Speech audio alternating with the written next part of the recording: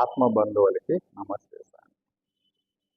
మామూలుగా గురువులంటే చాలా మంది భక్తులు వెళుతూ ఉంటారండి.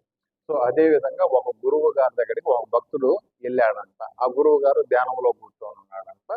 భక్తులందరూ వెయిట్ చేస్తున్నాడు. ఈ భక్తుడు కూడా వెయిట్ చేశాడు.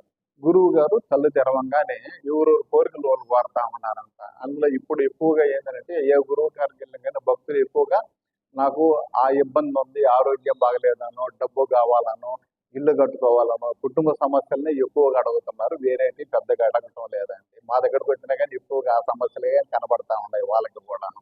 సో దానికని ఎక్కువగా వాటి గురించే మాట్లాడడానికి అవకాశాలు ఉంటాయి. కానీ ఆ గురువు గారి దగ్గరికి ఆ భక్తుడు పరిగెత్తుకుంటూ పోయేసి ఆయన కళ్ళు తెరవగానే అందరికన్నా ముందెళ్ళి గురువు గారు నాకు మోక్షాన్ని ప్రసాదించండి అని అడిగాడు. ఆ గురువు గారు నవ్వుతా ఉన్నాడంట.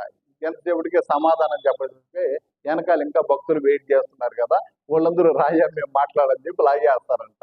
సో అతను వెళ్ళిపోతాడంట. ఇంకా ఈ రోజు కాదు ఇంకొక రోజు అడగదామని. ఆయన వెళ్ళిపోగానే ఆ గురువు గారు అన్నాడంట, చూడు ఆయన వచ్చి మోక్షం కావాలా, నాకు ఇంకేం వద్దు అంటున్నాడు. మోక్షాన్ని ఏమన్నా నా దగ్గర మూటలుగా కట్టుకొని కదా ఉన్నానా? మోక్షాన్ని నేను ఇస్తే వచ్చేది అది. ఎవరికి వాళ్ళు సాధన చేసి సంపాదించుకోవాలా, ఇతరులను మోసం చేయకుండా, అబద్ధాలు చెప్పకుండా, ఇతరులకు సహాయం చేస్తేనే వచ్చేది మోక్షము. ఏ గురువు కాడ మూటలు కట్టుకొని ఏమి ఉండదు కదా, అది ఆయన ఇంకేమీ ఇవ్వలేదు అన్నాడు. ఇంకేమి కోరికలు లేనప్పుడు మోక్షం దానంతట అదే వస్తుంది వాళ్ళకి. కోరికలు లేని వాళ్ళకి ఖచ్చితంగా అనుగ్రహం భగవంతుడి దగ్గర నుంచి నేరుగా వచ్చేయడానికి అవకాశాలు ఉంటాయి.